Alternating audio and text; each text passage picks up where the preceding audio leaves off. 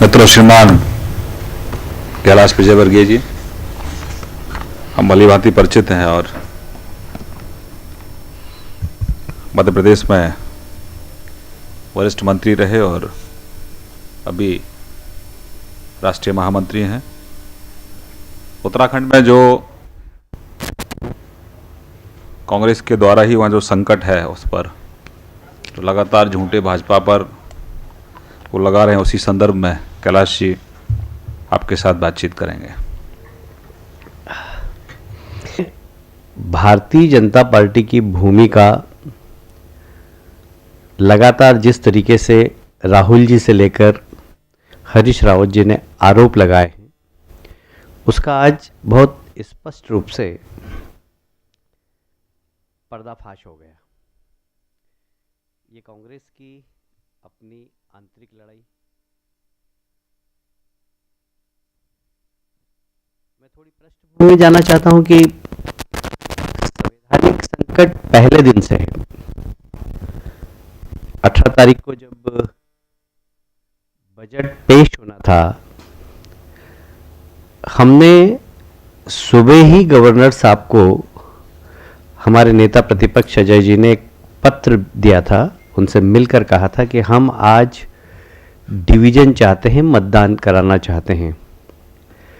फिर विधानसभा अध्यक्ष को भी एक चिट्ठी लिखी 3 बजे कि आज जो बजट शाम को प्रस्तुत होने वाला है, 28 माननीय सदस्यों के साथ हस्ताक्षर युक्त ज्ञापन विधानसभा अध्यक्ष को दिया कि आप मतदान करवाइए।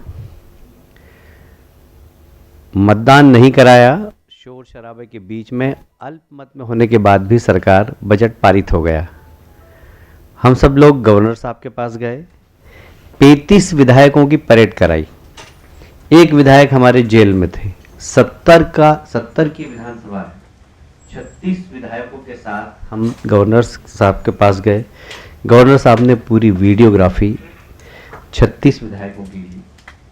उसके बाद हमने गवर्नर साहब से आग्रह किया कि आप जल्दी, यदि या तो सरकार भंग करिए, अल्पमत में है, या मुख्यमंत्री जी से कहिए कि विश्वास का मत जल्दी अर्जित करें। हमें पता नहीं लगा कि समझ में नहीं आया कि गवर्नर साहब ने इतना लंबा समय क्यों दिया 28 तारीख तक का। हमने कहा था कि इसमें सत्ता का दुरुपयोग कर हरीश रावत जी हार्स ट्रेडिंग करेंगे और इस बात की आशंका हमें थी और इस संबंध में हमने महामहिम राष्ट्रपति जी को भी ज्ञापन दिया था और ये कहा था कि विश्वास का मत यदि लेना है तो जल्दी करें। पर आपने देखा और सीधा आज उजागर हो गया कि वे अपने ही दल के विधायकों को खरीद फरोख्त कर रहे थे। अभी मैंने उनकी प्रेस कॉन्फ्रेंस देखी तो वो एक मीडिया के ही आपकी बिरादरी के पत्रकार थे जिन्होंने उनसे चर्चा की। उन्होंने ही अधिकृत किया था उमेश शर्मा जी को कि आप जाइए और मेरे पक्ष में विधायकों को बात करिए।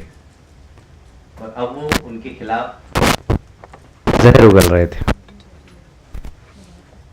कुल कहने का तात्पर्य ये है कि अब मुख्यमंत्री जी को 1 मिनट भी सत्ता में रहने का अधिकार नहीं है। हम गवर्नर साहब से रिक्वेस्ट कर रहे हैं और आज महामहिम राष्ट्रपति जी से भी शाम को मिलेंगे और ये कहेंगे कि सरकार को तत्काल भंग करें। भाजपा पे आरोप लगाने वाले राहुल जी और हरीश रावत जी जो बार बार पानी पी पी के कोस रहे थे कि Bharatiya Janata party house trading कर रही है, मैं समझता हूँ एक भी उदाहरण नहीं है। हमारे पास इसके अलावा भी भारतीय जनता पार्टी को प्रलोभन देने के बहुत सारे प्रमाण है। आवश्यकता होगी तो हम उसको भी प्रस्तुत करेंगे। पर अब जबकि स्थितियां बहुत साफ हो गई है कि मुख्यमंत्री हरीश रावत जी ने अपने ही दल के लोगों को खरीदने के लिए एक पत्रकार को नियुक्त किया। सौदा हुआ, सौदा होने के बाद वो स्टिंग आपके सामने आया और ये सब कांग्रेस के लोगों ने ही किया। हमारी भूमिका इसमें कुछ भी नहीं है। पर फिर भी कांग्रेस के मुख्यालय से आज पत्रकार परिषद में यह कहा गया कि मोदी जी और अमित शाह जी इसके लिए जिम्मेदार हैं। उनको तो पता भी नहीं दोनों को कि क्या हो रहा उत्तरांचल में और क्या उत्तराखंड में, पर इस प्रकार आरोप लगाकर अपनी कमी को छुपाने का प्रयास कर रहे हैं। हम स्पष्ट मांग करेंगे आज महामहिम राष्ट्रपति जी से कि सरकार को तत्काल भंग करें। हरीश रावत जी को 1 मिनट भी मुख्यमंत्री रहने का अधिकार नहीं है।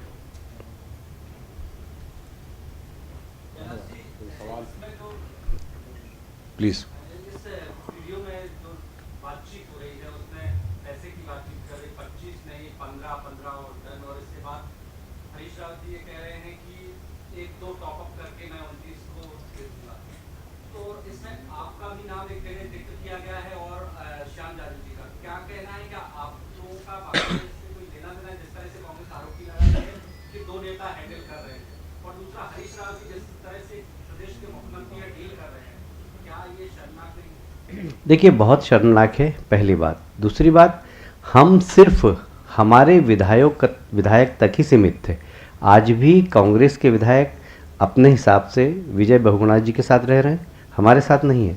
हमने सिर्फ अपने विधायकों को संभाला क्योंकि वहाँ पर गुंडागिर्दी हो रही थी। वहाँ पर हरीश रावत जी पूरे के पूरे माफियाओं से घिरे हुए हैं।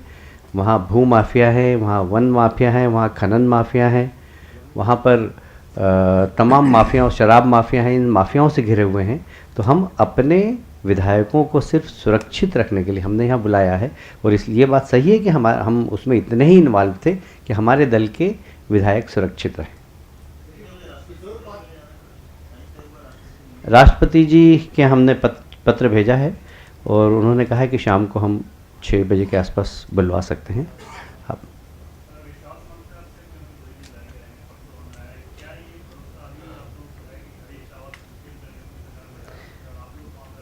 देखिए, अब तो बहुमत और अल्पमत का मतलब ही नहीं। जो व्यक्ति रोज विधायकों को खरीद रहा है और वो विधायकों को खरीद के यदि बहुमत भी प्राप्त कर ले तो ये प्रजातांत्रिक दृष्टि से बिल्कुल भी उचित नहीं होगा। तो हमारा तो ये कहना है कि तत्काल मुख्यमंत्री रहने का अधिकार ही नहीं है। आज ही वहाँ पर गवर्नर सरकार को भंग करे, मुख्यमंत्री को अपदस्थ करे।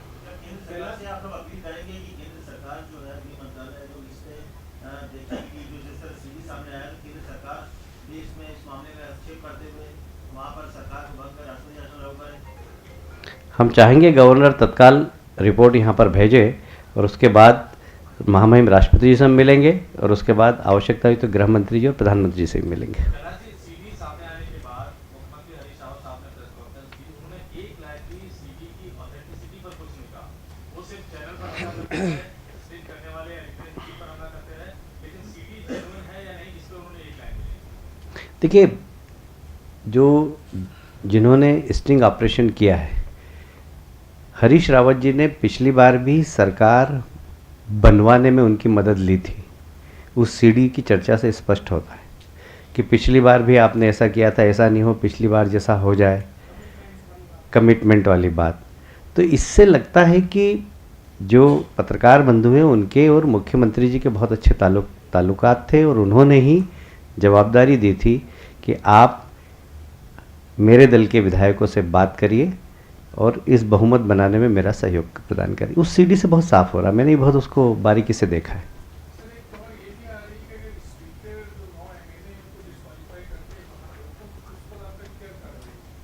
अब ये तो देखेंगे क्योंकि अब तो सरकार का अस्तित्व नहीं है, तो मुझे लगता है कि स्पीकर को भी अपनी कार्रवाई के बारे में विचार करना चाहिए एक बार फिर से। और माननीय विधायकों ने समय मांगा है उनसे, प्रजातांत्रिक रूप से उनको समय भी देना चाहिए।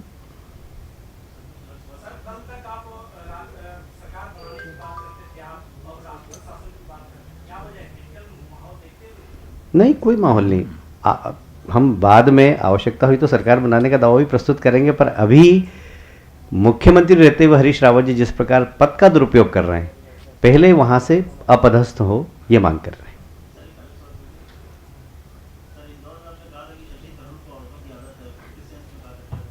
होली वाला दिन था यार। बहुत धन्यवाद।